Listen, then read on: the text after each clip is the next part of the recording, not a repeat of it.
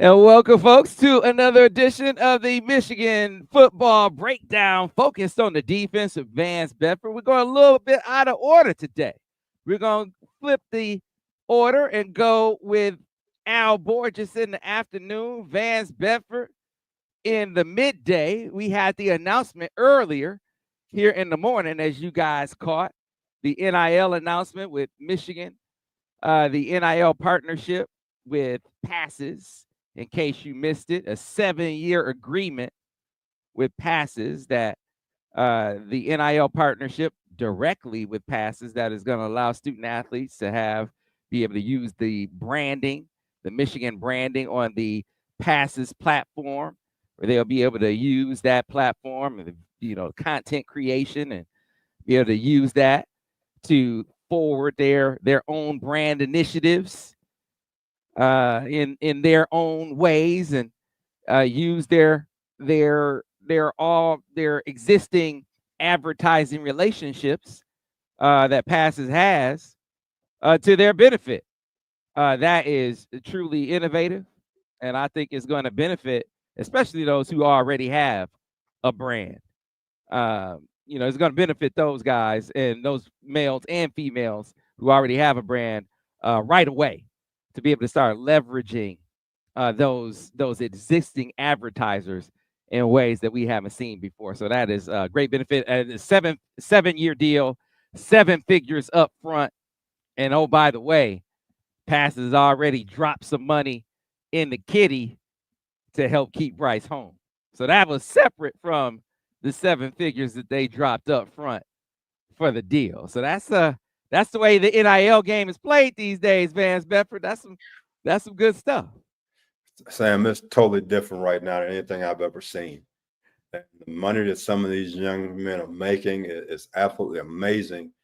And the only thing that, as I look at it, is no longer about team or commitment to a team or school. It's now about look at my brand, what I can make. And I talk to different coaches across the country, and they say sometimes one guy say pick up the phone and call the guy. The players say, well, I'm getting 300. What you got to offer? And the guy say, well, we're not going there. He said, Coach, well, you wasting my time. So years ago, I should really stress academics. And we talked about student athletes. Right now, it's no longer student athletes, it's semi-pro. And I'm all for the young people getting all they can get. So my hat's off to all these young people. They can take care of their families. And I still say this, Sam.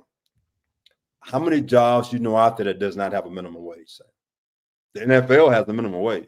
Mm-hmm. The NBA has the minimum wage. Right now, the NIL does not have a minimum wage. There's something wrong with that picture. So you can go out and buy players, and every school is doing it. Don't get me wrong. I'm not for it, just to let you know. I want the kids to get paid, but I'm not for all of that because I'm still into academics, because if you get hurt tomorrow, then what? Mm-hmm. Hey, you got to strike a balance. The best programs will figure out a way to strike a balance. They do. Make sure they educate their kids and make sure that they get paid. Can you do that? And to me, it's I grew up in the Southwest Conference. People know the Southwest Conference broke up basically because of cheating. The Big 8 broke up basically because of cheating. Cheating has never stopped. Let's be for real. When I was at Michigan back, I think it was like 97, 98, I'm down in Atlanta recruiting. And there's one coach said, Vance, you're wasting your time. I said, what do you mean? I said, Vance, I'm at Michigan. We just won a national championship. Say, Vance, they told me to get to the guy at all costs. I said, what does that mean? Say, Vance. He looked at me. He's driving a car. At all costs, we're gonna buy this guy. So cheating has never gone away. NIL, I just call it legalized cheating. That's all it is. Now it's legal to cheat. So everybody's doing it, all schools. So go ahead and do that. But again, for 90% of the players, they're not gonna make that kind of money. Get that education. That comes first and foremost. Yeah. Like I said, strike the balance. And then, ultimately, man, and this is where I fall with it, the onus falls upon that kid's family. I don't want that decision to be made for me about what I should get. That because that's what's been happening for too long. I want to get into the breakdown. We're supposed to be breaking down Michigan, Indiana. But allow me to be on my soapbox for a second. For too long, that decision has been being made for all of these student athletes, what they should get, what they deserve.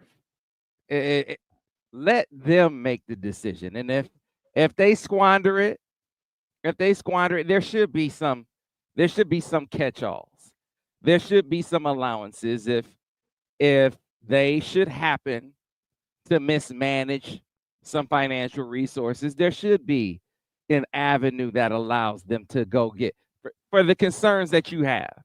There should be an avenue that allows them to still go get an education. There should be. There should be something that allows them to do that. There shouldn't be a consequence. Oh, well, you blew your opportunity to get education. There should be a security net of an education. That being said, though, Vance, for too long, there's been this this this designation for college football coaches and athletic directors and presidents.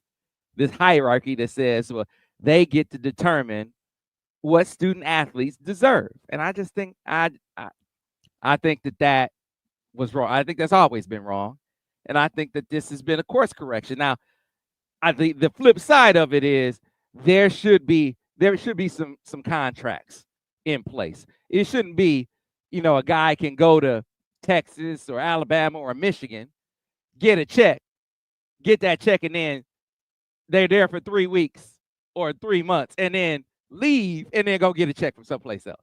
Sam, You shouldn't be able to do Sam, that. on that note, if I was a football coach and when I signed a contract, I also have a buyout. If I left, I have to pay money back, just whatever that percentage may be. The players should be under the same rule. If you leave, there's a certain percentage you got to pay back. And also on top of that, you got to pay for that year of schooling. So I don't think you'll see people jumping as much because now you got to give money back. Again, I don't know what job out there does not have some type of stipulation in it as far as the minimum wage or minimum salary. And if you leave, what should happen? Somehow they should tie that into NIL. So now all of a sudden, like the kid that was at UNLV, the quarterback, after 4 weeks, he left his team because he didn't get A, B, C, D. The team a lot better without him anyhow. They still winning without him. The players wasn't crazy about him. But he should say, if you got this kind of money, a percentage of it, you got to get that back. Because if I had any other job, you have to do that, Sam. Before we go any further, I coached in the NFL for 6 years. You know how many NFL players end up in debt the 6 years I was there? Now, they weren't 18-year-old or not. They were 20, 22, 23, 24, 25-year-old people. Sam, they ended up in debt. Bad investments, not paying enough for their taxes.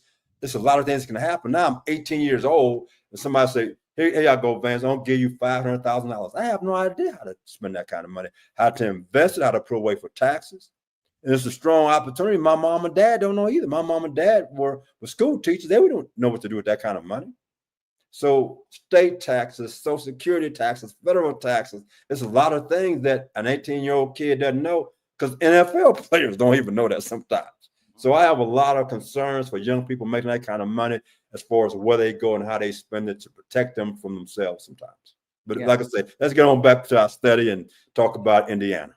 Yeah, so we the film study, it's a shame that the film study that we did this week for the defense, that we weren't able to highlight it in a more exciting way, because it was a brilliant defensive performance past the 2 touchdowns they gave up. Because Vance, they were lights out, and the film study is available on the Autograph app. If you don't have the Autograph app, it is available for free on Android and iOS. We've been telling you all season long. You can download it by going to this link that I'm about to put on the screen right now, link.ag.fan/Sam Webb. That is link.ag.fan/Sam Webb. It is free, the Autograph app. For those who do not have it, for those who still are interested in watching the film. Some of you had just checked out. Some of them are just, I don't want to see any breakdowns of any film. So one guy was like, why are you even watching film breakdowns? Like, whatever. But some of you still want to be educated, want to know what's going on. You can download the Autograph app by doing so by going to this link. All right, and it is free, and you get rewarded, but for using the Autograph app, getting points by listening to the podcast, watching the videos over there, reading the blogs and the content there. You get points. You redeem those points for rewards like tickets and access to events. It's a great app. Be sure to check it out. But Vance, the lights out performances that we saw up front from different guys that we hadn't talked about. Cam Brandt had a lights out game, or had a really good game. TJ Guy had a really good game, but Zeke Berry had a lights out game. And I mean, we had some people talk about, well, he had an okay game. Vance, can you tell the people that Zeke Berry had better than an okay game this game? Zeke right now is taking somebody's job when Will Johnson come back. Hill and Hall going to be on the sideline for me. His last two ball games, he's played out. He's balled out. So if you go and watch the breakdowns we just did, you're going to see the same things that I saw and that Sam saw. He played well. And I know I did pick Michigan to beat Indiana for all the reasons I saw what the defense did. That's why I picked them. I had no idea that a special teams fluke in the second half would put us in position not to win the ball game. Sam, if you could take away that special teams play, it's 17-15. We got a chance to win the ball game. Instead, now it's 20-15 because of special teams. And we played well enough on defense. If we don't have special teams flaws or turnover on offense, we would have won this ball game. The defense looks like the defense I've been wanting to look like. You know, some things in the first quarter wasn't there, but the overall game, that might be our best game so far. You know, it's interesting. We talked about this in the film study. Zeke was playing a very hard position in nickel. You see him slide over the corner, and he has slid over and played corner, and it seems like he's having an easier time. How could that be, Vance? It's a simpler position to play. It's not easy to play, but it's simpler. At nickelback, he has to understand what the linebacker's doing, what the safety's doing, what the cornerback's doing. And he has maybe 5 to 10 different coverages. Now, when you go to corner, it's coming from you from one way. Now, playing that guy man-to-man, not the easiest thing in the world to do. But when I watched him play in this game, and including last week, here's a kid that has taken it to heart. I want to be a really good player out here. I'm not going to let my team down. And guess what? He really hasn't. He played out now. He played well last week. He had a couple of PBUs in this game, had an interception that led to a touchdown. You couldn't ask for that kid to do any more than what he's done. In the first half of the season, he was nicked up playing a new position, which is really difficult. And now, because of other injuries, he's going out the corner. I don't follow my corner right now. Will Johnson come back? I'm playing Zeke and Will Johnson in my corner. That's what I'm going to do. I'm moving on. I'm sold on my man Zeke. Zeke, when I was a kid, I used to get gold stars when I acted right, which wasn't too often. I always got the bronze star. I was a knucklehead. But Zeke, you got my gold star for the last 2 weeks, my man. You keep balling just that way. So here's the thing. You know, I wonder if we see Suge take some steps. If we see him take some steps, is it conceivable that the way that we've seen Zeke take some strides, is it conceivable that he has maybe gotten to the point where he will play nickel better too? You think? It's a possibility. My biggest thing when playing nickelback is the awareness factor. And as I said earlier, you have to learn every coverage responsibility, whether you're playing quarter, half, or you're playing quarters, whether you have a zone pressure on or zero blitz. If you go back to the Washington game, we had a zero blitz on. My nickelback came and was nobody behind him. I mean, those are all the things you have to be aware of. I think it was either the first or second play of this game. We had a zone blitz on, and the coverage came from the wrong side. We had another bust. It didn't hurt us. They got about 10 yards. But at the same time, you have to understand the entire defensive package to play nickelback. So from the learning standpoint, it's a lot more difficult, Sam. Playing cornerback is not easy to play. I played that position. It's difficult. One-on-one, hey, me and you going one-on-one, not easy to do. Because when something bad happens, you know right now, if you man to man, hey, strictly on him by himself. And for what we have asked him to do the last two ball games, he gets an A from me. Mm-hmm. He balled out in this ball game. He stood up well last week versus Oregon. So my hat's off to this young man. Keep doing what you're doing, Zeke. I like him at corner, better at nickel. I think I would move him back inside. Yeah. I think we got better overall even at the safety position. We got more speed on the field right now because of what we've done because of injuries. Yeah. Michael Terry said Zeke made tremendous strides. Play he got beat on was an NFL throw. I was pleased with Brandon Hillman too. I'm curious what you think of the touchdown he got beat on, if you could break that down. But Brandon Hillman, number 6, that's another dude who flashed in this game. Knocked 2 guys out of this game legally, Vance, because you worry, is this going to be a targeting call? No, these were clean hits that he was just punishing dudes from the safety position. Sam, we hadn't seen that this year. Think about that. We haven't seen that kind of physicality, that kind of range, that kind of speed this year. That's what I'm saying. I'll leave Zeke outside. I'll leave my man back there at safety. You put the safety down a nickel back. I like what I'm seeing right now. You get Will Johnson back. I'm really liking our secondary the way it's developing right now. And I'm not saying Zeke going to go out there versus Ohio State and hold up. You can't sit back just an observation and be single high as much as we are versus Ohio State and expect those guys to hold up. It's not going to happen. I'm telling you that right now. It is not going to happen. I mean, but for what we're asking the guys to do right now, I think we saw some good things. We should be able to go out and our offense versus Northwestern should be able to get us 28 points. We could score 28 points versus Northwestern. We're going to win the ball game. We just scored 21 points in this ball game. We won. I mean, that's what I talked about last week. Is that not right, Sam? So we get 21, 24 points, we're going to beat Indiana. Who on defense is going to score? What'd you say, Sam? Who on defense is going to score, fam? Sam, stop. I done got people in the chat. I done got the people. Sam, you sound like people sitting in the stand. I know I do. But I'm to that point. I am to that point after what I just saw in this last game. The defense or special teams, you're going to have to get a score.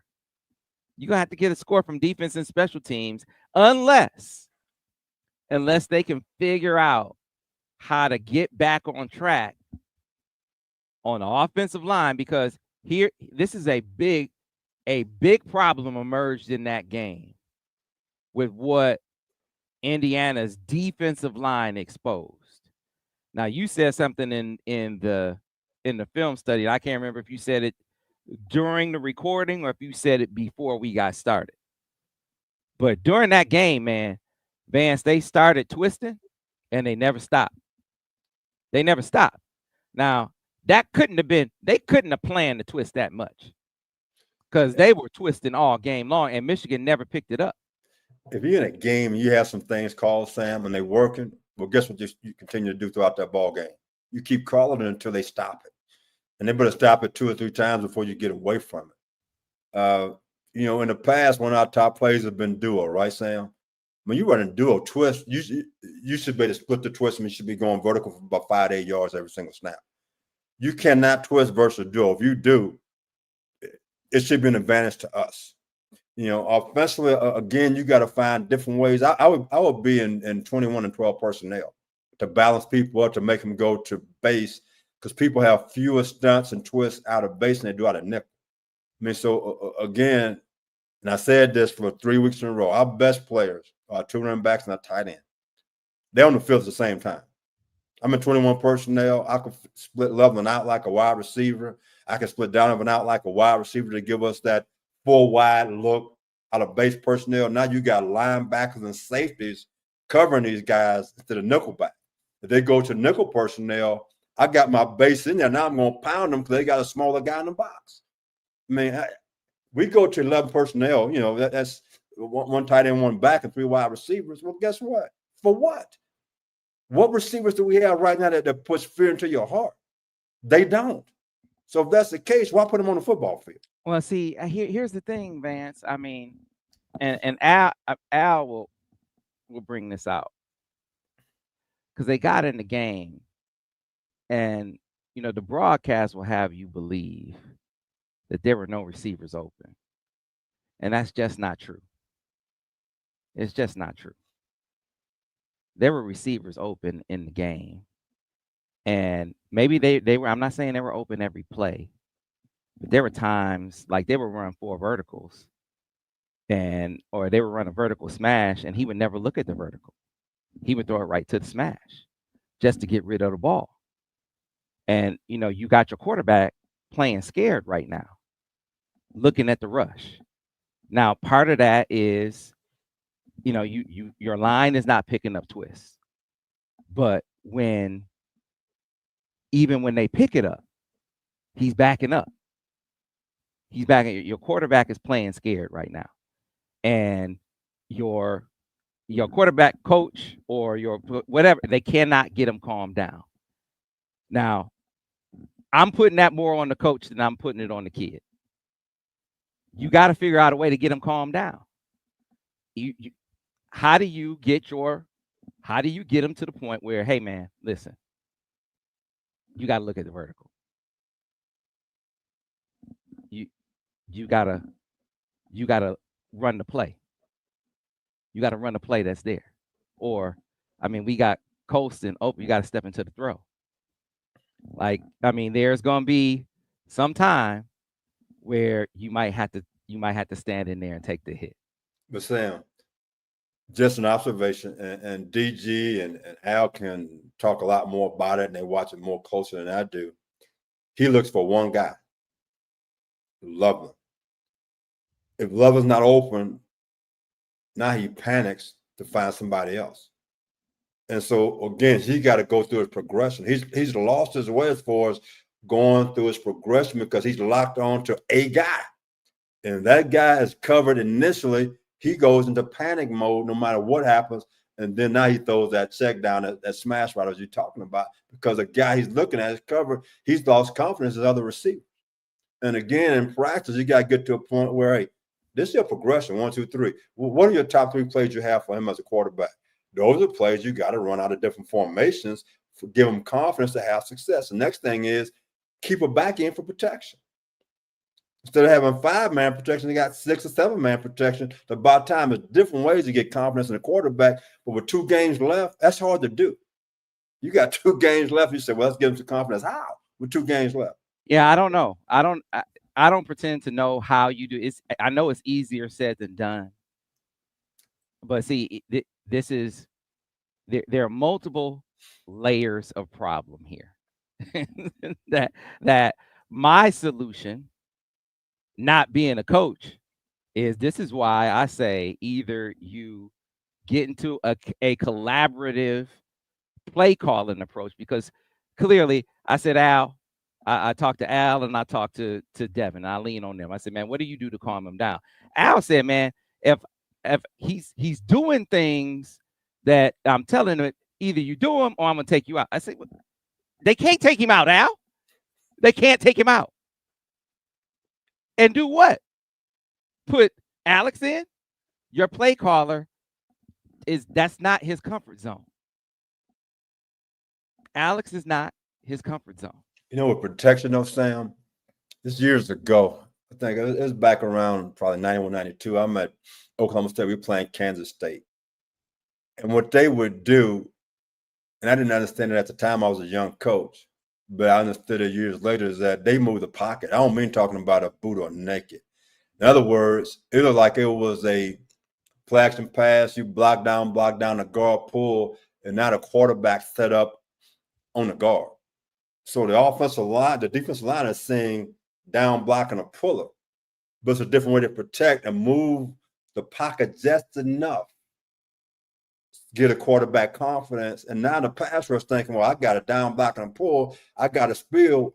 The pass rush don't come home. And they did that with that quarterback. We had a hard time getting to the quarterback because our defensive line was playing run. So different ways to protect him by moving the pocket.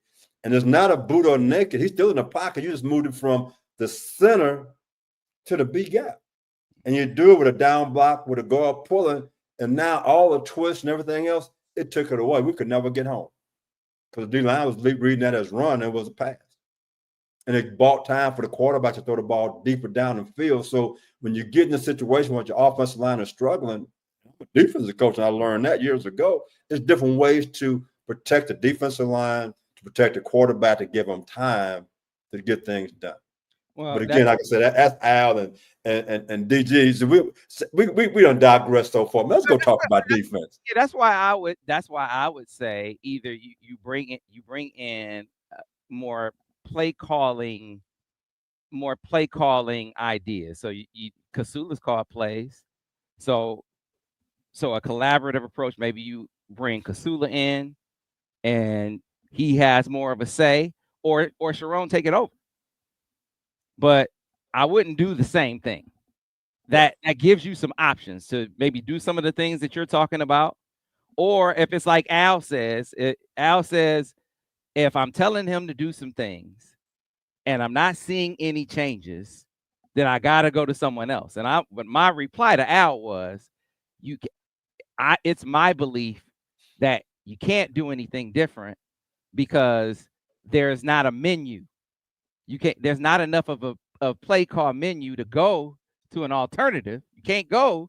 That's because I just don't think the play call menu is there to be able to go to another quarterback if you just feel like, man, my quarterback he's just gone. He can't execute anything. I don't think there's enough confidence that I got enough in the bag with Alex that I could put him in and I could do more.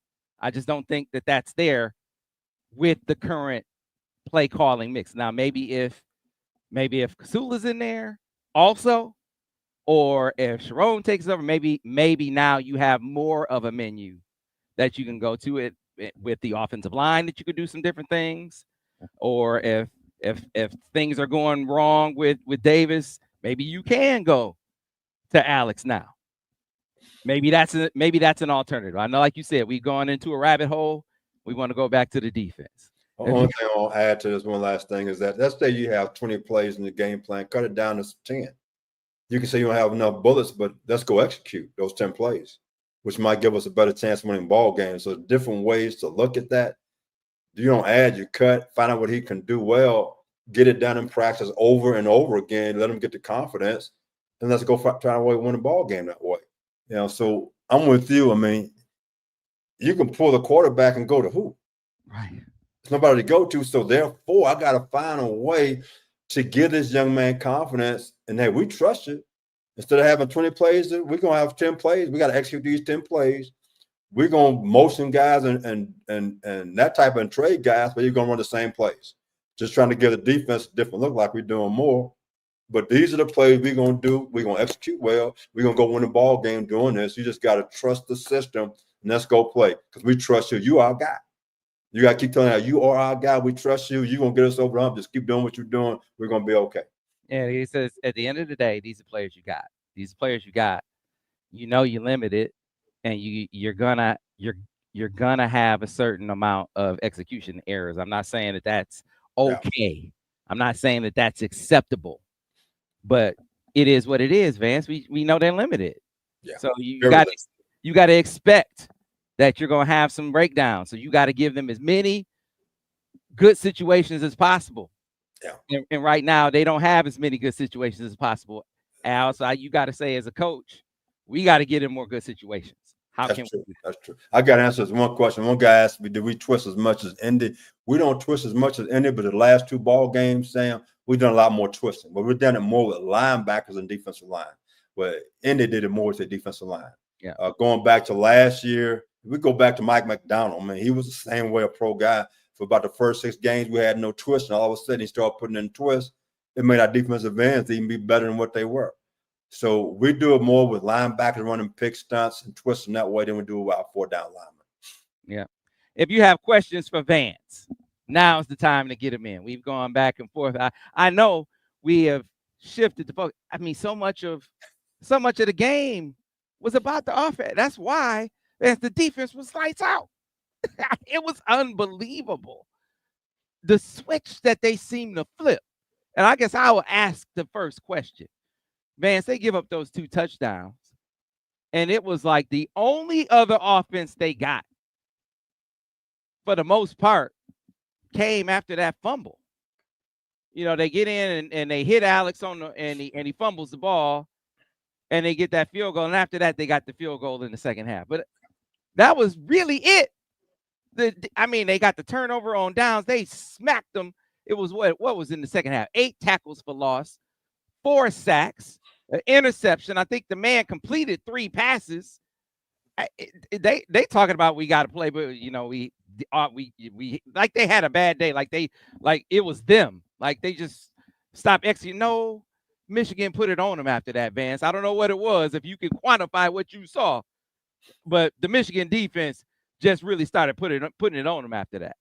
Man, if you take away the first series and the first quarter, they drive down, they scored their first time, get the ball, they beat us on a double move. We had some other issues prior to that, but overall, when you play as much single high as we play, and you hold a team to 20 points and 10 points really come off of turnovers.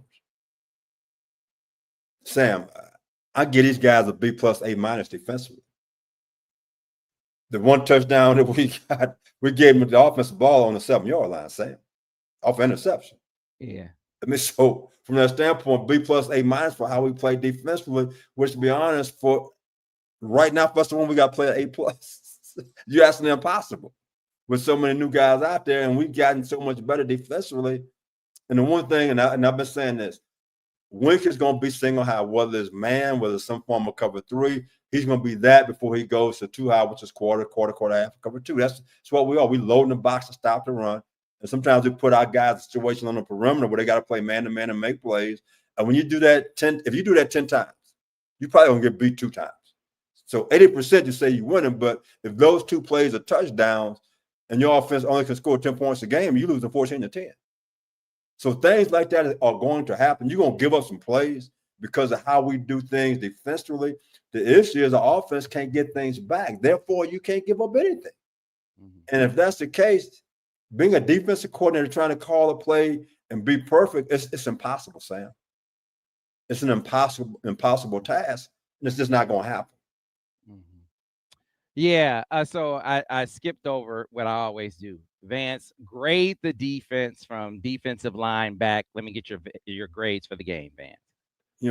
D-line, I'm giving those guys an A-. The linebackers, I'm give those guys a B. For the secondary, I'm give those guys a B. I mean, they had 2 plays you can't get back. Overall, the overall defense is a B+. Okay. Now, to me, they played well enough to put us in position to win.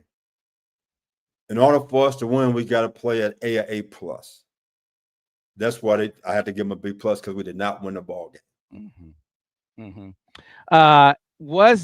We got this question earlier in the game, was there a major adjustment after they gave up the second touchdown? Was there a major adjustment that you saw them make that, kind of flipped and saw them shut Indiana down?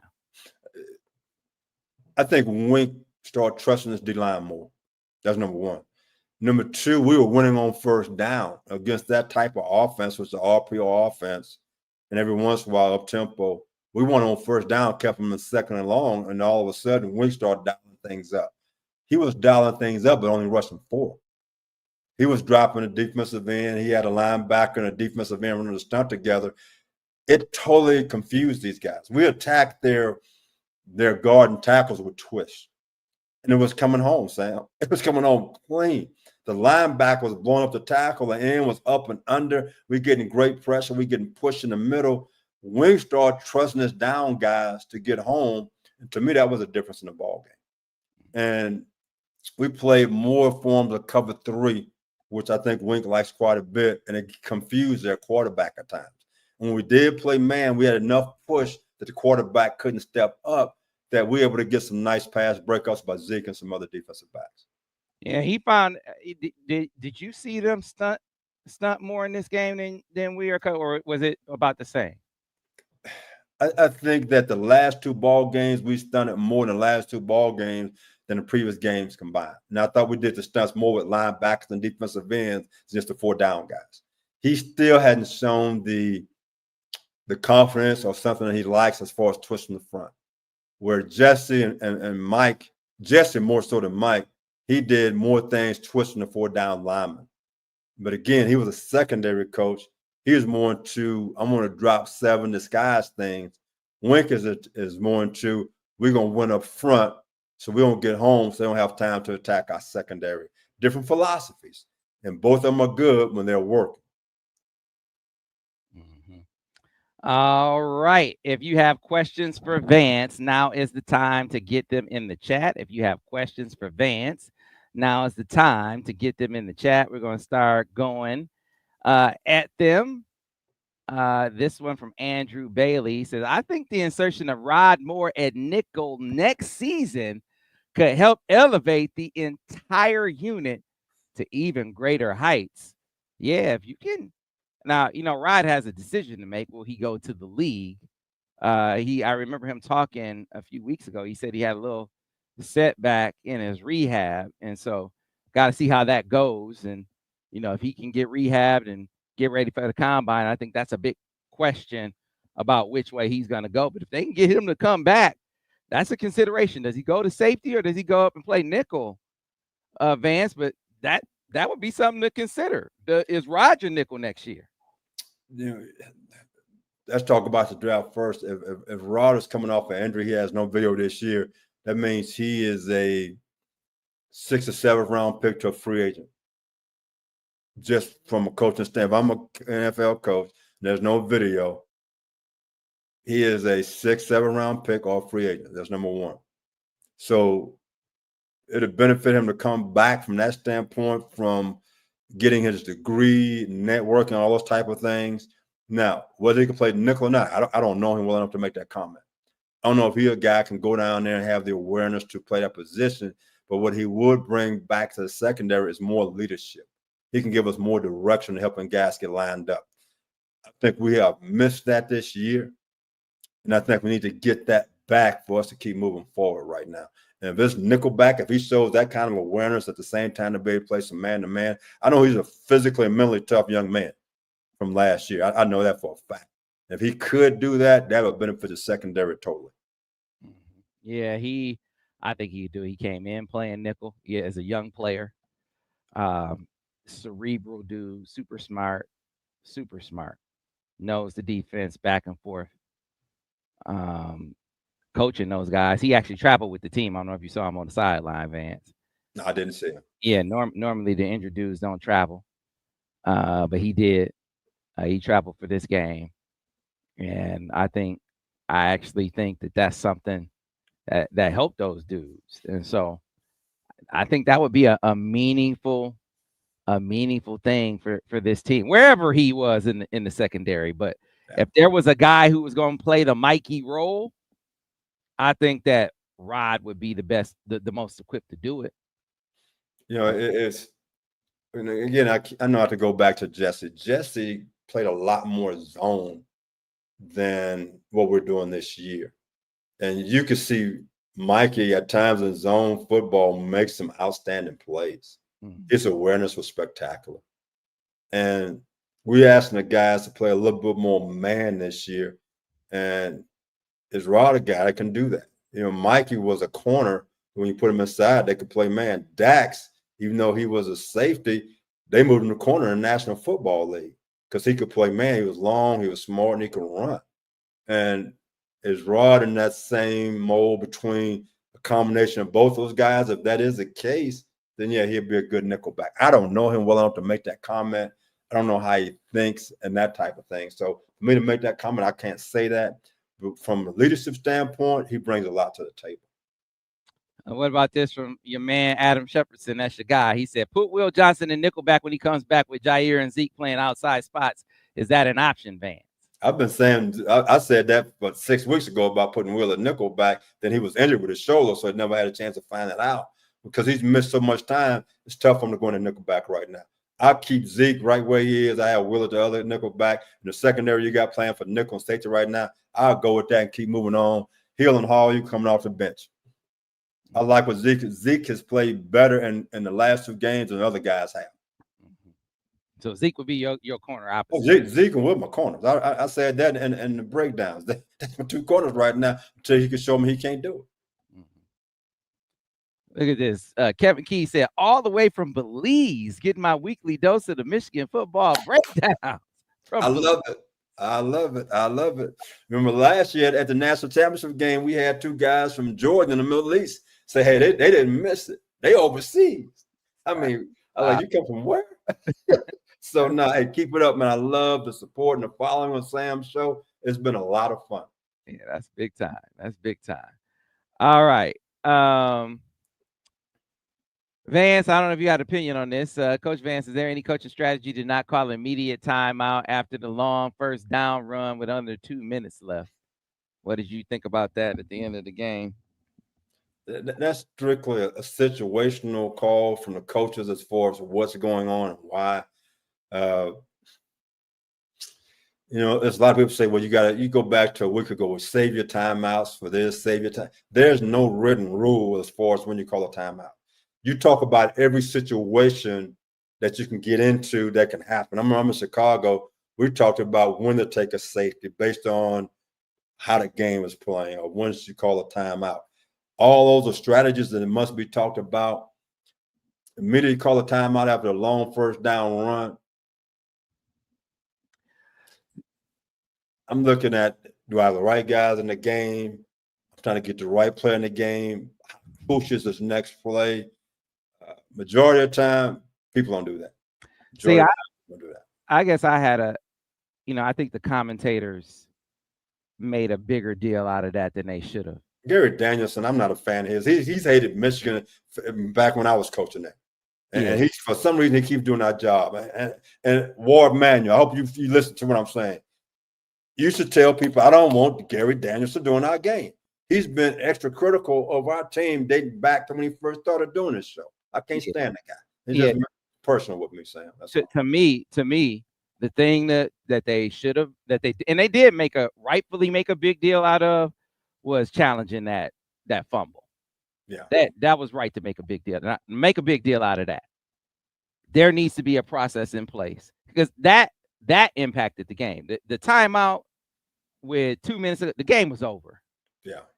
The game was over when talking about the timeout, and that didn't impact the game. So who cares? Give me a break. Why are we even talking about that?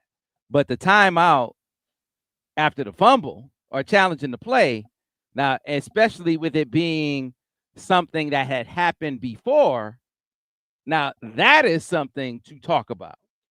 That is something that we need to be like, okay, now what is the process?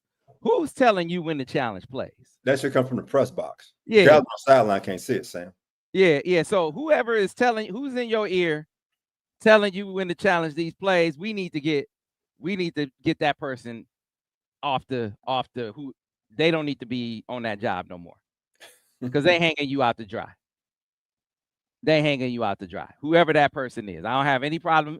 I don't personally have a problem saying whoever it was that said challenge the play when Alex fumbled shouldn't be on that job anymore. Yeah. That person shouldn't be on that job anymore because that wasn't what I can tell you clearly, because Sharon didn't see that. Somebody told Sharon, challenge this play. Yeah. Somebody told him that. So whoever told him that should not be on that job anymore. Period. That if it was me, that's what I would do. I would say, and he did what he should do as a coach, Vance. As a coach, you take responsibility for it. Yeah. And you say, hey, I'm fighting for my team. I did, this is what I do, and this is what I'm feeling. That's what you do. But behind the scenes, what I do is, hey man, whoever that was, get off the mic. You're not telling me about timeouts or challenge plays no more. That's somebody that's in a panic trying to protect their position. That's all it is. And when you asking the head coach to challenge a call, that's tough. That's tough. Unless you had an instant replay up in the press box, sometimes it's good. Just let it go. And you go back to the first touchdown versus the Oregon game, and after they showed it 3 or 4 times, we saw the ball come out. Now, everybody, well, he should have challenged that guy. Well, a lot of times, a guy on the sideline is not going to see that. It's the guy in the press box going to see that. If you have a television up there and you get instant replay, you can see that to make that challenge. I mean, but otherwise than that, to challenge a play, unless it's close to you from the sideline, it's tough to see. You got to have word from up top. You really do. Yeah, man. It make you look bad. Make you look bad. It's like, oh, now it's a narrative. Like, you don't know where the challenge plays. It's like, oh. Gary Danielson needs sometimes. If I'm Michigan, I'm telling the CBS, whoever, I don't want this guy doing my games. He's been bad for us since I can remember. I'm not a fan of his, never has been, and never will be. He's just mad because in Detroit they stunk. That's all that is. Yeah. All right. Next one says from Anthony Hibbett. So, what would your starting secondary look like for the next 2 games? So, if you got Zeke at corner and you got Will at the other corner, your safeties would be you have number 6 at one of the safeties there, right, man? Oh, yes. Yes. You like it, number 6? I'm liking it. He showed some things I haven't seen the entire season. Number 6 at one safety, and then Makari. And no, I think they had number 28 at the number safety. And are they playing Makari at nickel? I think so. They had who was number 7? Or is it 28? Makari is number 7. Yeah, but 28 is my other safety. Yeah. That's but 6 and 28 is back deep. I'm sitting ready to roll. Yeah. All right. Here's one, Vance, from Kobe Nichols on Facebook. Should Will shut it down? Why? Again, if I am a pro scout or coach, I'm like, you quit on your team. You could have gone. You quit on your team. I mean, so I'm an old school guy. Though is a problem. If he's healthy enough to play, I'll go back and I played at the University of Texas a long time ago. I'm on a group text with 20 of my teammates right now. That's how close we were. We supported each other, good, bad, or indifferent, because none of those guys will ever quit on the next guy. So when you ask me that question, you're asking a guy that's on Medicare about quitting on your team. That's personal with me. I would lose all respect for him if he can go and he decides to shut it down. And you tell me about the NFL, it's a different era that I struggle with right now, because there's no commitment, there's no loyalty. It's all about being selfish. The game and life has changed. That's why society has gone backwards instead of moving forward. It's just that simple. Yeah, so here's what I can say now that I couldn't say before. When Will got hurt in that Illinois game, immediately after I heard it was a pretty they could tell there's pretty significant injury, and the talk was that he would be out until after the bye week. That the bye week would be an extra week to heal, and he would come back for Northwestern. The plan was for him to come back for Northwestern, play the Northwestern game, and the Northwestern game would be, that would be his warm up. No disrespect, but that would be his warm up, and then he would obviously be ready for Ohio State. He plays against Northwestern. I don't know anything about the offense. They don't got to go after him right away. Mm-hmm. You got a guy coming back from injury. I don't care who he is. I'm going after him right away to see can he hold up. And I don't challenge him from double moves to vertical routes. I don't see who he is and what he can do. And I don't know Will's injury. I know people saying it's a turf toe. Well, turf toe does not heal until after you shut it down for about a month. And you're still going to have some lingering effects. Most people have turf toe when you come back, they got suited up. That means for the next 2 or 3 days, it's just starting to come back to life. And the next week is even tougher to play. I don't know anything about his injury, how severe it is, but a turf toe for a defensive back, and all you do is plant and drive, that's difficult. Yeah. We only got a couple more minutes to get Vance on his way. This one from Nala says, Coach and Sam, Jair got beat on the double move again at this point in the season. Is it just a mental mistake for him, or is there any coaching issue there?